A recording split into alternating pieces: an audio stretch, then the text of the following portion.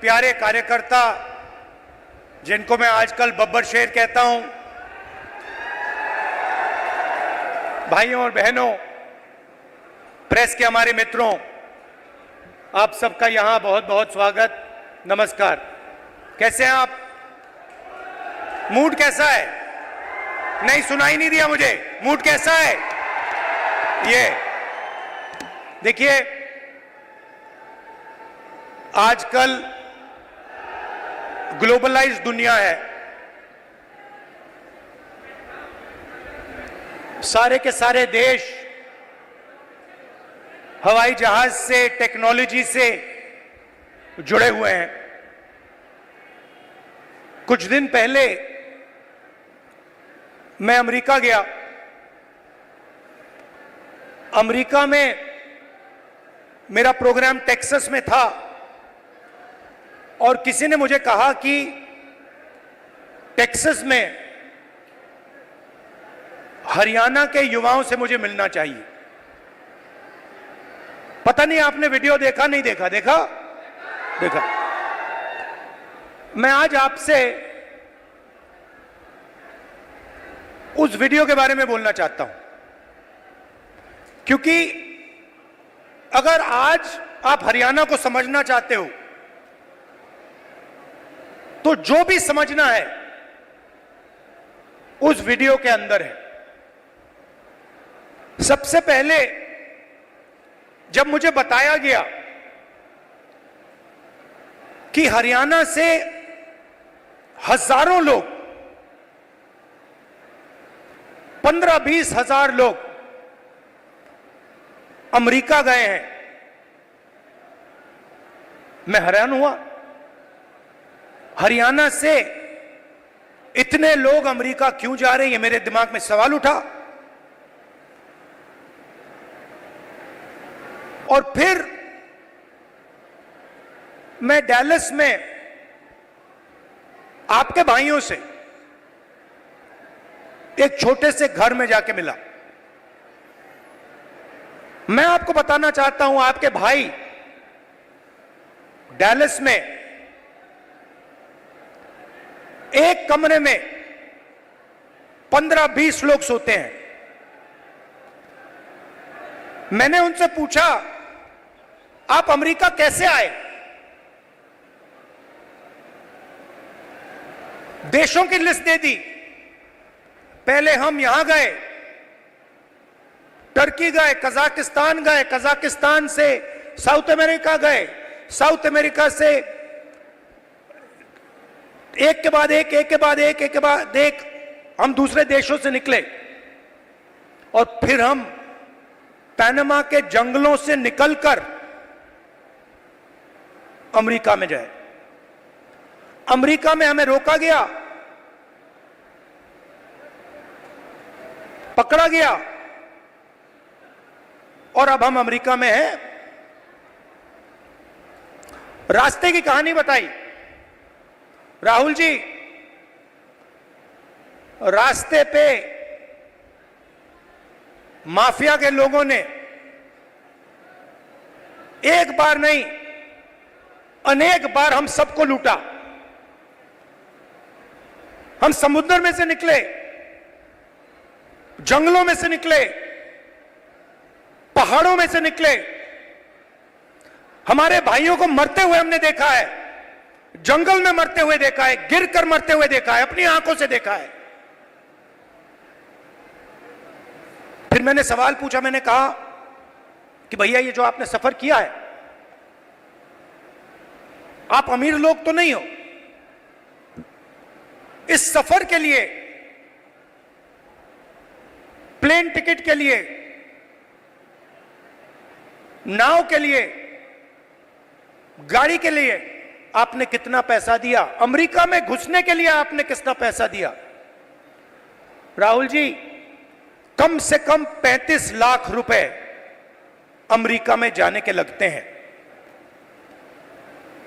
फिर मैंने सवाल पूछा, भाई एक बात बताओ, आप 35 लाख रुपए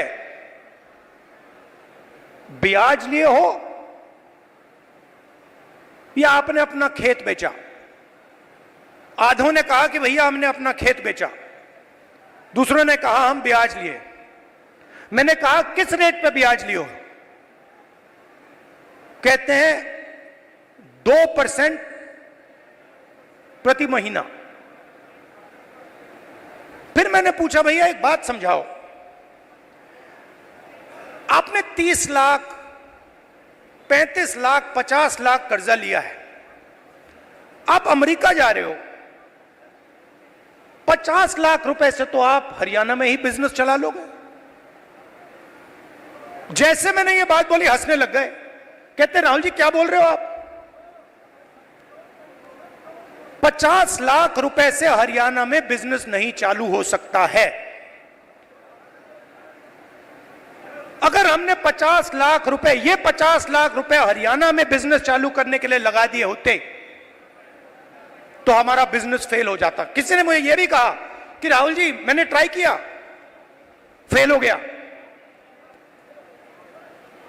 बेरोजगारी है, महंगाई है। और जब उन्होंने मुझे बोला, मुझे दुख हुआ। उन्होंने बोला राहुल जी हरियाणा में हमारे जैसे लोगों के लिए अब कुछ नहीं बचा है। अगर एक युवा गरीब है, अरबपति का बेटा नहीं है, तो ना उसे बैंक लोन मिल सकता है, ना वो बिजनेस चालू कर सकता है, ना वो पब्लिक सेक्टर में जॉब पा सकता है, ना वो आर्मी में जा सकता है। एक के बाद एक, एक के बाद एक, एक के बाद एक, एक के बाद एक सारे दरवाजे आपके बंद कर दिए गए।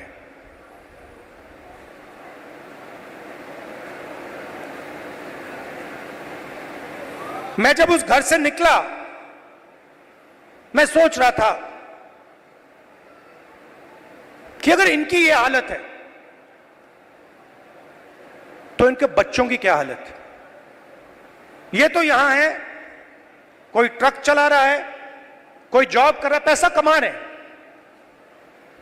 मेरे माइंड में आया कि इनके बच्चे क्या कर रहे हैं, इनकी फैमिली क्या कर रही है। कमरे में मैंने बात उठाई थी। मैंने कहा कि आप फैमिली से मिलते हो?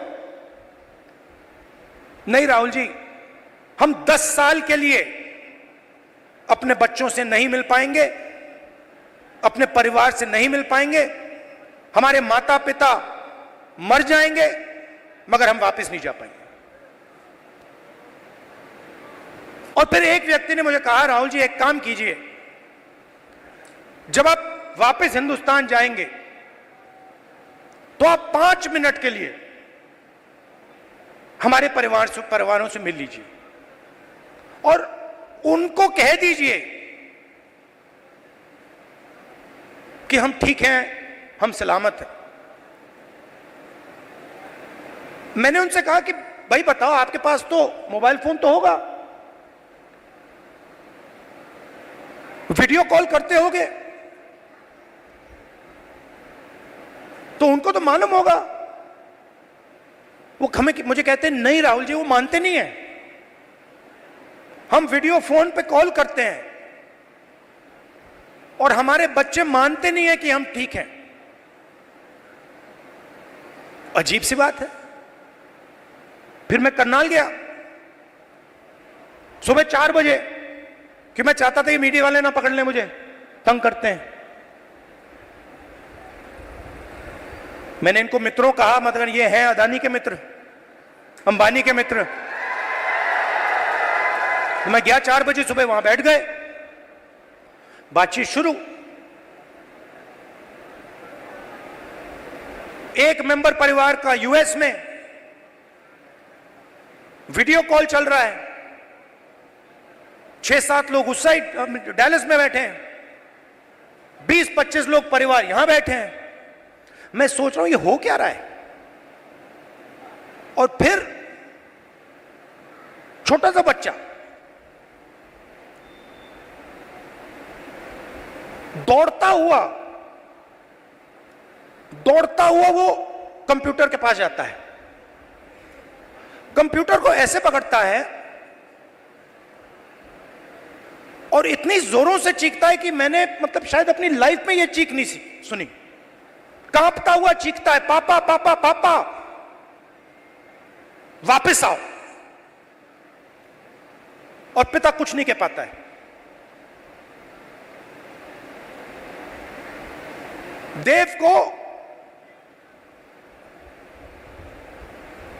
देव की आंखों में आंसू, चिल्ला रहा है,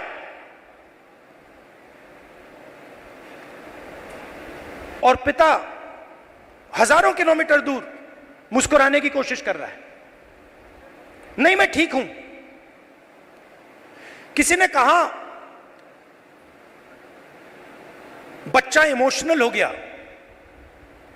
मैंने माइंड में सोचा कि इमोशनल हो गया, इसके हर रोज सीने में छुरे लग रहे हैं। इमोशनल शब्द का क्या मतलब है? वो अपने पिता को 10 साल के लिए नहीं देखेगा, छू नहीं पाएगा, गले नहीं लग पाएगा। क्यों? क्योंकि हरियाणा की सरकार ने हरियाणा को नष्ट कर दिया है, खत्म कर दिया है। वो देव की चीखें नहीं थी, वो हरियाणा के हर युवा के चीखें हैं। और जब वो बोल रहा था, मैं सोच रहा था कि इलेक्शन सब कुछ ठीक है, मगर हरियाणा में जो लाखों बच्चे इस प्रकार से रो रहे हैं, चीख रहे हैं, कांग्रेस पार्टी का काम उनके आंसू को पोंछने का है, उनके चीखों को बंद करने का है।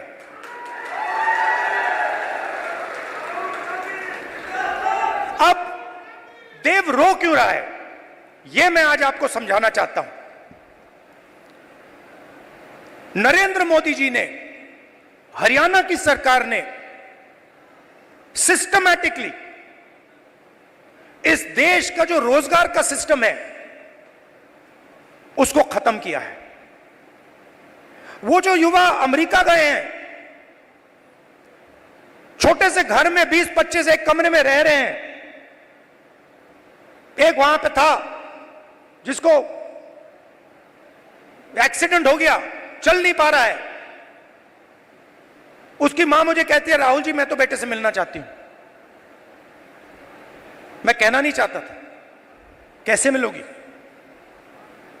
वो 10 साल के लिए वापस नहीं आ सकता। तो बच्चे चिल्ला रहे हैं, माताएं चिल्ला रही हैं, पूरा परिवार चिल्ला रहा है। क्यों? क्योंकि हरियाणा में रोजगार नहीं। नरेंद्र मोदी क्या करते हैं? काले कानून लाते हैं। जो है आपके पास, जो आप पूरे देश को देते हो, वो भी छीनने की कोशिश कर रहे हैं। कल मैं जम्मू कश्मीर गया, वहां पे कंप्लेंट आ रही है, भैया हमारा सेब का पूरा बिजनेस ठप हो गया, अदानी जी को दे दिया है। हिमाचल में सेब का बिजनेस अदानी को जाता है, यहां पे आपको सही दाम नहीं मिलता है, स्टोरेज कंटेनर उनके। सारी की सारी प्लानिंग 10-15 लोगों के लिए होती है। हरियाणा के किसानों का कर्जा माफ नहीं होगा, आपको सही एमएसपी नहीं मिलेगी, मगर 25 अरबपतियों का 16 लाख करोड़ रुपया कर्जा माफ होगा। और आप देखते रहोगे कि भैया हो क्या रहा है। यह प्रदेश जो पूरे देश को भोजन देता है, यहां हो क्या रहा है।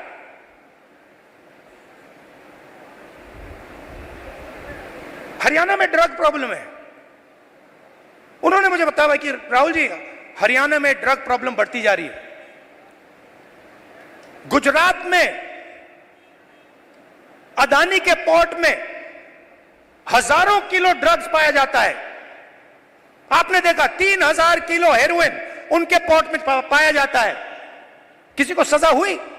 मीडिया में लिखा एक शब्द नहीं। एयरपोर्ट उनको चले जाते हैं, पोर्ट्स उनको चले जाते हैं, मोबाइल फोन चलाओ जेब से पैसा उनको जाता है, सड़कों पे चलो जेब से पैसा उनको जाता है, हवाई जहाज में जाओ खरीदो, सारा का सारा उनके हाथ में। आपके लिए क्या? गलत जीएसटी, नोटबंदी। क्यों? क्योंकि छोटे व्यापारियों को, स्मॉल मीडियम साइज बिजनेसेस की हत्या करनी है, खत्म करना है। क्यों? क्योंकि ये 10-15 लोग चाइना का माल हिंदुस्तान में बेचना चाहते हैं, बनाना नहीं चाहते। जो आप काम करते हो, जो छोटे बिजनेस वाले करते हैं, हाथ से बनाते हैं, वो नहीं करना चाहते। जो हिंदुस्तान में बनाता है उसको खत्म करना चाहते हैं और चाइना का माल हिंदुस्तान में बेचना चाहते हैं। लिस्ट निकालिए कंपनियों की, चाइनीज कंपनियों की लिस्ट निकालिए और देखिए उनका हिंदुस्तान में पार्टनर कौन है। चाइना के युवा को फायदा मिल रहा है, चाइना की सरकार को फायदा मिल रहा है, अरबपतियों को यहां फायदा मिल रहा है, नरेंद्र मोदी जी की मार्केटिंग हो रही है और देव चिल्ला रहा है, चीख रहा है, मेरे पापा को वापस लाओ, मुझे अपने पापा चाहिए। मैं सोच रहा था जब मैं घर जाऊंगा मैं देव के लिए थोड़े खिलौने भेजूंगा। फिर मैंने सोचा क्या मतलब, खिलौने से क्या होगा, फुटबॉल से क्या होगा, क्रिकेट बैट से क्या होगा, वो तो अपना पापा चाहता है। तो ये हरियाणा की हालत है और ये हम बदलना चाहते हैं।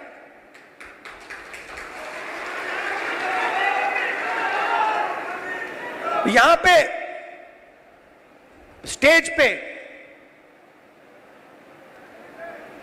पुनिया जी बैठे हैं, कहां है ये और इनके जैसे लोग गोल्ड मेडल पाते हैं। मैं इनके जिम में गया, ये 24 घंटा लगे रहते हैं।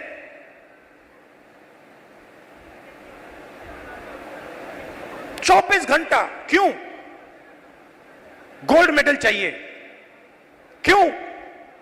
हरियाणा का नाम रोशन करना, हिंदुस्तान का नाम रोशन करना है। पूरी दुनिया में हम चाहते हैं कि हरियाणा का नाम जाए, हिंदुस्तान का नाम जाए। गोल्ड मेडल हम अपने लिए नहीं लेते हैं, गोल्ड मेडल हम हिंदुस्तान के लिए लेते हैं। इन्होंने कहा मुझे, इसने कहा, वो भी 4 बजे सुबह। इनका क्या किया? सारे के सारे एथलीट्स को खत्म कर दिया। इनके बहनों का सेक्सुअल हरासमेंट हो रहा है और जो कर रहा है उसकी रक्षा चल रही है। 24 घंटे टीवी पे देखो, वो रो रही है, कोई फर्क नहीं पड़ता, बीजेपी का आदमी है, चिल्लाओ जितना चिल्लाना है, देव के साथ चिल्लाओ, 24 घंटा चिल्लाओ, हमें कोई फर्क नहीं पड़ता, मर जाओ। ऐसा हरियाणा हमें नहीं चाहिए। हमें हरियाणा ऐसा चाहिए जहां बच्चे ना रोएं, जहां पिता अपने बच्चे के गले लग सके, जहां मां ना रोए। ऐसा हरियाणा हमें चाहिए और ऐसा हरियाणा कांग्रेस पार्टी आपको देने जा रही है। अब आप मुझसे पूछोगे ठीक है आपने कह दिया, बताओ कैसे? मैं आपको शुरुआत की बात कर रहा हूं। पहला कदम, महिला शक्ति, 2000 रुपए हर महीने महिलाओं को और 500 रुपए का गैस सिलेंडर। दूसरा कदम, जो 2 लाख वैकेंसीज सरकार में आज खाली पड़ी है युवाओं के लिए, हम वो भर के आपको दे देंगे। किसान को एमएसपी गारंटी करके हरियाणा की सरकार देगी और जो आपका बीमा का पैसा है वो आपको एकदम मिलेगा। जैसे ही नुकसान होगा उसके एकदम बाद आपको बीमा का पैसा मिलेगा। गरीबों के लिए घर, 100 गज के प्लॉट और 3.5 लाख रुपए दो बेडरूम के घर के लिए और 300 यूनिट फ्री में बिजली।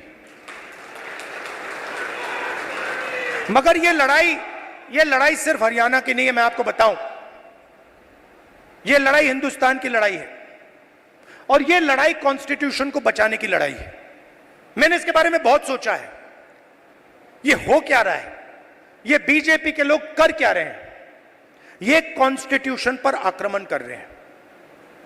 जो हिंदुस्तान के गरीब लोग हैं, कमजोर वर्ग के लोग हैं, कॉन्स्टिट्यूशन उनकी रक्षा करता है और बीजेपी कॉन्स्टिट्यूशन को मिटाने की कोशिश कर रहे हैं। वो कह नहीं सकते, ऐसे स्टेज पे आकर वो कह नहीं सकते कि हम कॉन्स्टिट्यूशन को मिटा देंगे, मगर वो करते हैं।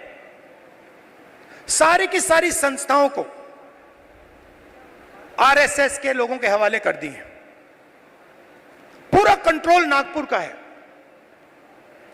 उसमें हिंदुस्तान के 90% लोगों के लिए कोई जगह नहीं है। आप देख लीजिए, आप लिस्ट निकालिए, जिन जिन लोगों को आरएसएस ने हिंदुस्तान की संस्थाओं में डाला है, लिस्ट निकालिए। चाहते हो मैं दे दूंगा आपको। उसमें ना आपको एक ओबीसी मिलेगा, ना आपको एक दलित मिलेगा, ना आपको आदिवासी मिलेगा।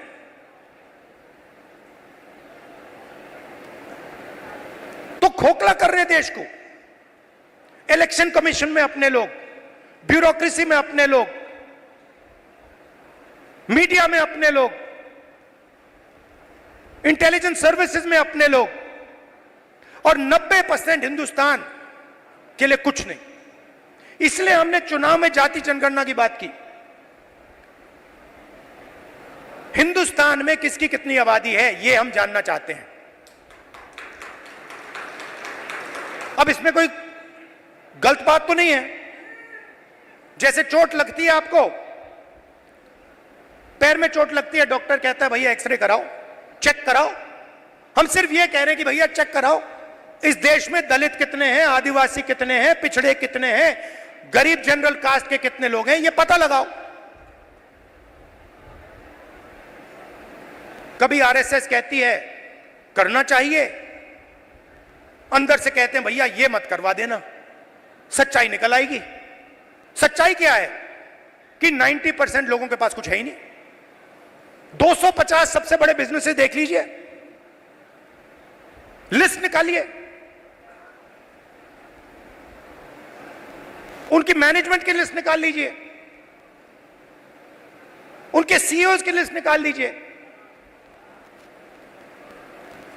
ओनरशिप जिसके हाथ में उनकी लिस्ट निकाल लीजिए। आपको उसमें एक ओबीसी, एक दलित, एक आदिवासी मिल जाए तो मुझे बता देना, मैं उसको अभी भी ढूंढ रहा हूं। कॉर्पोरेट इंडिया में 90% हिंदुस्तान का एक भी व्यक्ति नहीं है। गरीब जनरल कास्ट भी वहां आपको नहीं दिखेगा। सिलेक्ट लोग हैं। अदानी जी का बिजनेस है, हजारों बिजनेस उससे कनेक्टेड हैं, वो सारे के सारे कोई ना कोई परिवार का आदमी है। भाई कुछ करता है, बहन कुछ करती है, फैमिली बिजनेस है।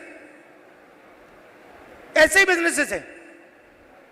250 में से आप मुझे नाम दे दो दलित का, आप नाम दे दो आदिवासी का, आप नाम दे दो पिछड़े का, नहीं है। ब्यूरोक्रेसी में देखो, हिंदुस्तान की सरकार को 90 लोग चलाते हैं, सेक्रेटरी कहलाते हैं, 3 दलित हैं, आबादी 15%, 90 में से 3। पिछड़ों की आबादी कम से कम 50%, 90 में से 3। होने कितने चाहिए? 45 अगर आप आबादी से जाओ, नहीं 3।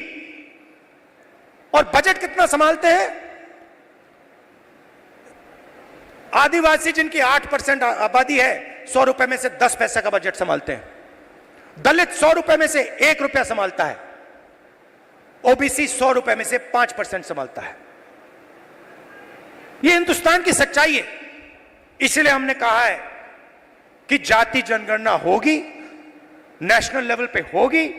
और मैंने कहा है मोदी जी के सामने पार्लियामेंट हाउस में, आप करो ना करो, मैं इसको इसी हाउस में पास करवाऊंगा, आपके मुंह के सामने करवाऊंगा। तो ये हरियाणा की रियलिटी है। और ये क्या करते हैं? बांटने का काम करते हैं।